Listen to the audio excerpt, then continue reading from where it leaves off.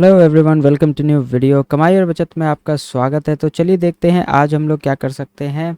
और channel dashboard पे देखेंगे कितने हमारे सब्सक्राइबर्स हैं, क्या है, और हमारा डैशबोर्ड मतलब कि हमारा पोर्टफोलियो कैसा चल रहा है और बाकी चीज़ें कैसी चल रही हैं।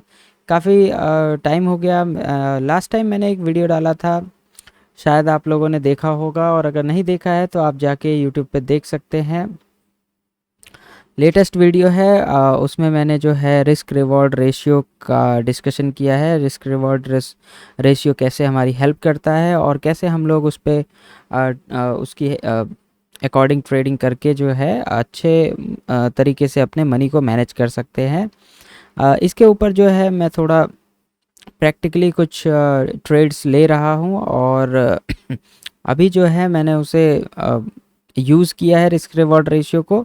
तो मैं उस पर्टिकुलर अकाउंट को भी आपके साथ शेयर करूंगा जिसमें मैंने रिस्क रिवॉर्ड रेशियो यूज़ करके ट्रेडिंग की है, और कैसे उसमें मैंने मनी मैनेजमेंट को सस्टेन किया और क्या उसमें लॉस हुआ, प्रॉफिट हुआ। वो हम आने वाले समय में जब उसका एक थ्रू आउट डेटा तैयार हो जाएगा तो उसमें हम लोग टेस्ट करेंगे कि कैसे हमने इसको यूज़ किया और कैसे हमें उससे जो है फ़ायदा हुआ। ठीक है, अगर आप लोगों ने अभी तक सब्सक्राइब और फॉलो नहीं किया है टेलीग्राम वगैरह पे, तो जाके टेलीग्राम चैनल पे फॉलो कर लीजिए और इंस्टाग्राम पे भी फॉलो कर लीजिए, हेल्प मिलेगी। और अगर सब्सक्राइब नहीं किया है तो सब्सक्राइब कीजिए भाई, क्या दिक्कत है है ना। चैनल डैशबोर्ड पे देखें तो यहाँ पे हमारे पास अभी जो है 1265 जो है हमारे पास सब्सक्राइबर एंड फैमिली मेम्बर्स हो गए हैं। आप जाके ये वाला वीडियो ज़रूर देखिए, रिस्क रिवॉर्ड रेशियो को कैसे हम मैनेज करते हैं। अच्छा, एक और चीज़ मैं आपको थोड़ा सा बताना चाह रहा था। यहाँ पे अगर मैं कमेंट्स में जाऊँ तो एक कमेंट आया था मेरे पास, तो उसको देख के थोड़ा सा मुझे अलग सा लगा। तो यहाँ पर आप देख सकते हैं, इन्होंने जो भी यूज़र हैं इन्होंने मुझे कमेंट किया है कि ज्ञान दे रहे हैं, एफएनओ में खुद लॉस किए हो तुम। तो इनका कहना बिल्कुल सही है कि हाँ, ज्ञान की बात है डेफिनेटली। और एफएनओ में मैंने लॉस किया है, दैट इज़ ऑल्सो ट्रू। तो ऐसा नहीं है कि अगर आप एक बार हार जाते हैं या एक बार आप कोई चीज़ टेस्ट कर रहे हैं उसमें आपको एक रिज़ल्ट आता है। देखिए, अगर आप कोई कॉइन टॉस करते हैं तो या तो उसमें हेड आएगा या तो उसमें टेल आएगा, और कुछ नहीं आ सकता। तो जब इसी तरीके से इसमें भी है, ट्रेडिंग में भी है। ट्रेडिंग जब आप करते हैं या तो आप प्रॉफिट में रहेंगे या तो आप लॉस में रहेंगे, प्लस होगा या माइनस होगा। तो स्टार्टिंग में जितने भी लोग होते हैं, क्योंकि ये अनडिफाइंड और मार्केट है जिसमें कि हम ज़्यादा कुछ डेफिनेशन नहीं बना सकते। अगर डेफिनेशन होता तो इसके ऊपर यूनिवर्सिटीज़ होती, प्रूवन फैक्ट्स होते, लेकिन आज तक कोई भी प्रूवन फैक्ट काम नहीं करता, क्योंकि मार्केट मौसम की तरह हमेशा बदलता रहता है। जैसे हम 5 साल आगे आने वाले मौसम का अंदाज़ा नहीं लगा सकते अच्छे से, या कल बारिश पड़ेगी या नहीं पड़ेगी इस चीज़ का अंदाज़ा नहीं लगा सकते, कल कितना टेम्परेचर रहेगा, इसी तरीके से हम मौसम की तरह मार्केट का भी अंदाज़ा नहीं लगा सकते, क्योंकि वो इनडेफिनिट होता है। और इनडेफिनिट में हम कुछ भी डेफिनिट जो है उसका डिफाइन नहीं कर सकते, है ना। तो कल हम भी नहीं पता लगा सकते कि मार्केट इतना नीचे जाएगा या इतना ऊपर जाएगा या साइडवेज रहेगा। तो ऑप्शंस एक ऐसा इंस्ट्रूमेंट है जिसमें कि आप अगर मार्केट अगेंस्ट जाता है और साइडवेज जाता है तो भी आप लूज़ करते हो, और जब वो आपके फेवर में जाता है और मोमेंटम से जाता है, यानी अचानक गिरता है और आपने यहाँ पे सेल किया है, तभी आपको प्रॉफिट होगा। अगर यहाँ जा करके फिर ये वापस यहाँ पे आ जाए तो आपको बिल्कुल भी प्रॉफिट नहीं होगा, इवन कि आपको लॉस ही दिखेगा, क्योंकि थीटा डिके होता है। तो ये सब चीज़ जानने के बावजूद हम ऑप्शंस में जाते हैं और कुछ वहाँ से सीखते हैं। तो नो प्रॉब्लम, जब आप ड्राइविंग करते हैं तो कई बार आपकी गाड़ी में नए नए में स्क्रैचेस आते हैं। तो देखिए, लॉस और प्रॉफिट जो है it's a part of game, you have to understand. और ज्ञान जो है वो, हाँ, मैं ज्ञान नहीं दे सकता किसी को, बट ये मेरा चैनल है, मैं इस पे अपने मन से वीडियो डाल सकता हूँ। अगर आपको देखने में अच्छा लगता है तो आप डेफिनेटली देखिए, अगर अच्छा नहीं लगता है तो आप अपने हिसाब से अपनी राय रखिए। आई रेस्पेक्ट यू एंड आपके राय की भी मैं रेस्पेक्ट करता हूँ, ठीक है। चलिए इस चीज़ पे ज़्यादा डिस्कस नहीं करते हैं, हो सकता है आने वाले समय में हम प्रॉफिटेबल हो जाए तो इनको इनका जवाब मिल जाएगा, ठीक है, डोंट वरी। तो चलिए आगे बढ़ते हैं, देखते हैं अपना डैशबोर्ड क्या कह रहा है, क्या हमारी इन्वेस्टमेंट्स हैं और क्या अभी चल रहा है मार्केट में, ठीक है। मार्केट आज थोड़ा सा पॉजिटिव रहा है, देख रहे हैं बैंक निफ्टी खासकर ज़्यादा पॉजिटिव रहा है compare to Nifty. Nifty 52 point बढ़ा है, पर ये 500 पॉइंट ऊपर, लगभग 550 पॉइंट जो है अप जा चुका है, ठीक है। इन सब को देखने से पहले हम लोग एक बार अपना डिस्क्लेमर खोल लेते हैं और ETF शीट भी खोल लेते हैं। डिस्क्लेमर देख लीजिए, डिस्क्लेमर कहता है आप जो भी यहाँ सीखते समझते हैं this is just for fun. आपको कोई भी एडवाइस लेने से पहले किसी प्रोफेशनल से आप बात कर लीजिए, कुछ भी डिसीजन आप अपने मन से लीजिए, मेरे कहे पे डिसीजन मत लीजिए। इट्स नॉट गुड कि आप किसी के कहे पे अपना पैसा इन्वेस्ट करें या कहीं भी डालें, ठीक है। चलिए देखते हैं आज हमारे ETF शॉप में क्या है प्लस माइनस में। CPSE ETF है, ये थोड़ा सा डाउन चल रहा है आज, तो इसको हम बाय करेंगे और देखते हैं और अपने अकाउंट में इनमें से क्या चल रहा है, तो अगर कुछ एवरेज आउट के लिए होगा तो वो भी हम ट्राई करेंगे, ठीक है। तो लेट्स गो टू अकाउंट और एक बार देखते हैं। अकाउंट में देखें तो होल्डिंग में हमारा -3 के दिखा रहा है, लगभग 1 से 1.5% हमारा अकाउंट जो है डाउन गया है, विच इज़ फाइन। चलिए होल्डिंग्स में जा कर के अरेंज कर लेते हैं इसे। सबसे ऊपर जो सबसे ज़्यादा ऊपर है वो 2.44% है, जो कि एक्सिस सिल्वर है और एक्सिस बैंक है, मफांग है और सिल्वर ADD है। ये कुछ हैं जो ऊपर हैं, जिसमें से कि ये कॉस्ट टू कॉस्ट हैं। और नेगेटिव में देखें तो हमारे गोल्ड है और हैंगसेंग वीज है। गोल्ड को आप इग्नोर ही कीजिए क्योंकि इसमें कुछ खास इन्वेस्टमेंट है नहीं हमारी। हैंगसेंग वीज में हमारी इन्वेस्टमेंट है, लगभग 30,000 के आसपास हमने डाला हुआ है, तो अभी ऑलमोस्ट ये भी कॉस्ट टू कॉस्ट है, तो ये वाला पार्ट हमारा जो है कॉस्ट टू कॉस्ट है। और सबसे नेगेटिव देखते हैं क्या गया हुआ है। सबसे नेगेटिव देखें तो PSU बैंक है, HDFC PSU बैंक है जो -3% है। तो आई होप ये भी धीरे धीरे रिकवर हो जाएगा, क्योंकि आप देख रहे हैं यहाँ बैंक निफ्टी भी जो है रिकवरी पे है, तो आने वाले समय में ये जल्दी ही रिकवर भी हो जाएगा। इंटरेस्टिंग ये लग रहा है कि आप यहाँ देखें तो सिल्वर बीज जो है वो थोड़ा सा डाउन है, 3% डाउन है। अगर ये -5% पे जाएगा तो हम इसमें और ज़्यादा इन्वेस्टमेंट करेंगे। 79 पे है, 75 74 के आसपास गया, तो हम डेफिनेटली इसमें और भी इन्वेस्टमेंट करने की कोशिश करेंगे और जब मार्केट रिटर्न होगा तो हमें अच्छा खासा प्रॉफिट होगा। तो ठीक है, चलिए जो बाय करना है उसको हम बाय कर लेते हैं फटाफट। Let's come here, CPSE ETF।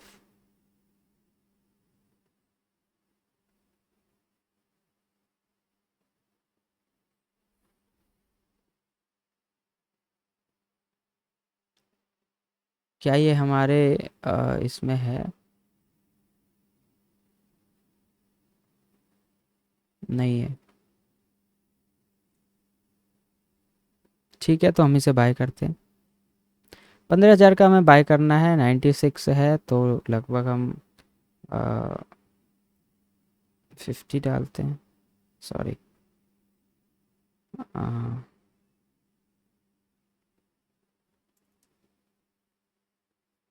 200 से थोड़ा कम। इजी रहता है, हमें यहीं से दिख जाता है कि हमें कितना इन्वेस्ट करना है, तो प्रॉब्लम नहीं होती है। आप चाहें तो कैलकुलेट करके भी डाल सकते हैं, बट अभी हम 15,000 इसमें डालेंगे। 45 41 पे चल रहा है, तो हम इसको 41 ही कर देते हैं। कंप्लीट हो गया, विच इज़ फाइन। सेल के लिए हमारे पास कुछ भी नहीं है, तो सेलिंग हम कुछ भी नहीं करेंगे। सेलिंग के लिए हमारे पास कुछ भी नहीं है, ये बाय हो गया है। सेल हम कुछ भी नहीं करेंगे, हमारा यहाँ पे 2% पे है, विच इज़ ओके। होल्डिंग में हमारे अभी 11 ETFs हैं, कुछ ETFs हमने निकाल दिए थे। एक बार हम देखते हैं कि हमने इस मंथ में क्या क्या किया है, ज़रा सा ओवरव्यू ले लेते हैं।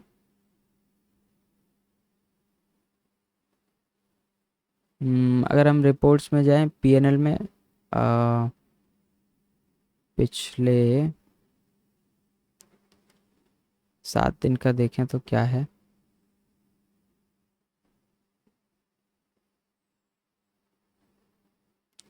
सात दिन में तो कुछ नहीं दिखा रहा है, 30 दिन का देखते हैं। तो पिछले 30 दिन में हमने जो है लगभग 2800 यहाँ पे बुकिंग करी है, प्रॉफिट बुक किया है। तो लगभग 2700 हमारे नेट रियलाइज में आया हुआ है। यहाँ पे आप देख सकते हैं हमने क्या क्या बुक किया है। लगभग 1000 रुपये हमने इसमें बुक किया था मोमेंट MOM30i ETF में। ऑलमोस्ट 7% पे हमने निकाला था। MON100 में हमने लगभग 1800 बुक किया था, 6% हमने निकाला है। तो पिछले 30 दिन में हमने 2 ETF एग्ज़िट किया है, जिसमें कि हमारा लगभग 3000 के आसपास बन रहे हैं, विच इज़ गुड। तो ठीक है, एक बार हम लोग देख लेते हैं क्या चल रहा है निफ्टी का। निफ्टी 50 पे हम जाते हैं, देखते हैं चार्ट क्या कह रहा है और आज क्या हुआ है। तो यहाँ पे देखें तो आज 9 तारीख है। 9 तारीख का यहाँ पे आप देखें ये है पहला कैंडल। यहाँ पे एक रेड बना, उसके बाद जो है इस 15 मिनट के कैंडल को ब्रेक किया और ब्रेक करने के बाद मार्केट थोड़ा सा अप एंड डाउन करके ऊपर ही जाने की कोशिश कर रहा है। तो ये काइंड ऑफ इसने यहाँ पे सपोर्ट लेकर के एक अप साइड का मूव दिया है। तो फ़िलहाल मुझे ये एक चैनल दिख रहा है यहाँ पे। इस तरीके से अगर हम सपोर्ट ड्रॉ करें तो ये एक चैनल है, इस चैनल में चल रहा है। देखते हैं अगर इस चैनल को ये अप साइड ब्रेक करता है या डाउन साइड ब्रेक करता है। वैसे तो अगर देखा जाए तो ये एक फ्लैग एंड पोल पैटर्न आपको दिखेगा, यहाँ से नीचे जाएगा, नीचे जा सकता है पर वी नेवर नो। अगर हम बड़े फ्रेम में देखें, इसको डे टाइम फ्रेम में देखें, तो यहाँ से एक बड़ा कैंडल बना यहाँ पे लास्ट डे जो है। यहाँ पे थोड़ा सा पॉज कैंडल बना रहा है, बुलिश भी नहीं कहेंगे बहुत ज़्यादा, क्योंकि इसके हाफ को अगर ये ब्रेक करता है तो ही ये बुलिश होगा, अदरवाइज़ ये एक काइंड ऑफ पॉज कैंडल होगा। यहाँ पे अगर रिट्रेस करके नीचे जाएगा तो डेफिनेटली इसमें एक बड़ी मूवमेंट आ सकती है, और ये एक बड़ा सपोर्ट है यहाँ पे 24,000 के आसपास। तो मार्केट ATH पे था, काफ़ी दिन से जो है बुल रन चल रहा है, तो थोड़ी बहुत मूवमेंट है, कुछ खास मूवमेंट नहीं है। देखें तो अगर बैंक निफ्टी पे जाएं तो बैंक निफ्टी थोड़ा सा इंटरेस्टिंग दिखेगा यहाँ पे।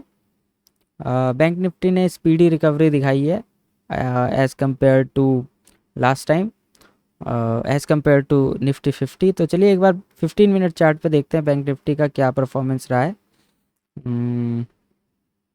यहाँ पे अगर आप देखेंगे तो थोड़ा सा गैप, लगभग फ्लैट ही खुला। फ्लैट खुलने के बाद इसने 15 मिनट के कैंडल को ब्रेक किया, हल्का सा रिट्रेसमेंट लिया, फिर एक बड़ी मूवमेंट, फिर थोड़ा सा रिट्रेस, फिर बड़ी मूवमेंट। मतलब इस जगह पे इसको सपोर्ट मिला अच्छा खासा था, जहाँ से भी मार्केट यू टर्न लेता है। आप देख रहे हो यहाँ पे मार्केट आया और एक शार्प यू टर्न लिया है।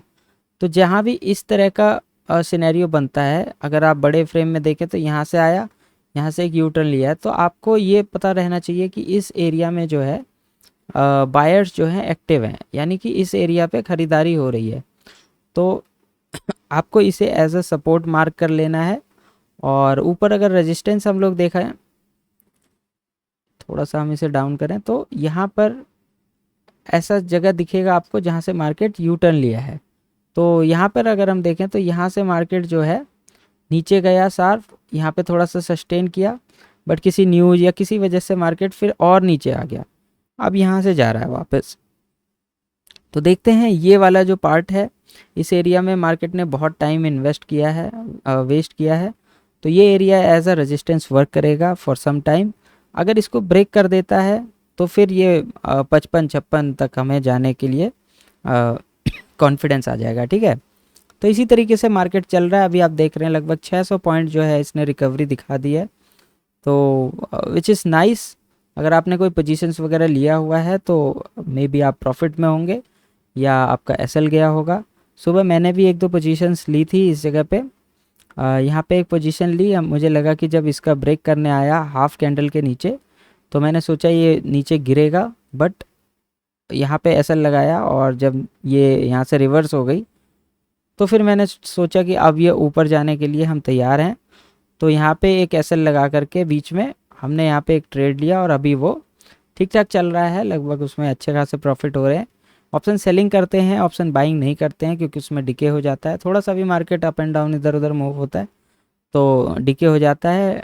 रेदर क्या होता है कि ऑप्शन सेलिंग में क्या होता है, जो डिके होता है वो हमारा प्रॉफिट बन जाता है, तो आपकी प्रोबेबिलिटी बढ़ जाती है। तो मैं अभी टेस्ट कर रहा हूँ, ऑप्शन बाइंग या ऑप्शन सेलिंग ये मैटर नहीं करता है, आपके अकाउंट में प्रॉफिट दिखना चाहिए वो मैटर करता है। अगर आपका अकाउंट ग्रीन है तो नो क्वेश्चंस, अगर आपका अकाउंट रेड होता है तो मैनी क्वेश्चंस, ठीक है।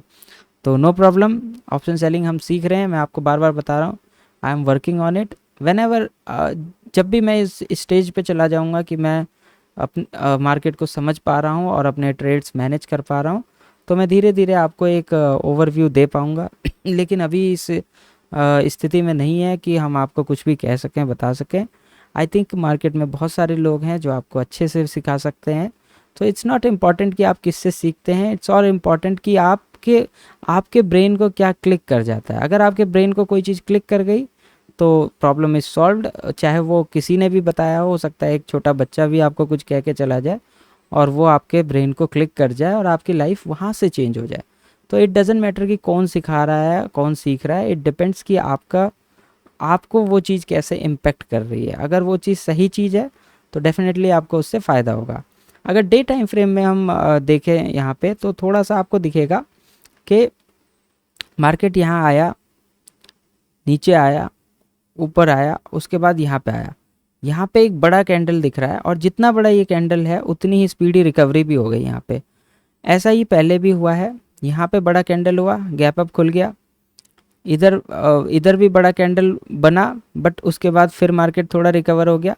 अगर हम थोड़ा सा पीछे जाते हैं तो आप देखोगे कि मार्केट जैसे ही गिरता है रिकवरी बहुत फास्ट होती है। एक मिनट मैं इसको हटा लेता हूँ, इनकी ज़रूरत नहीं है हमें,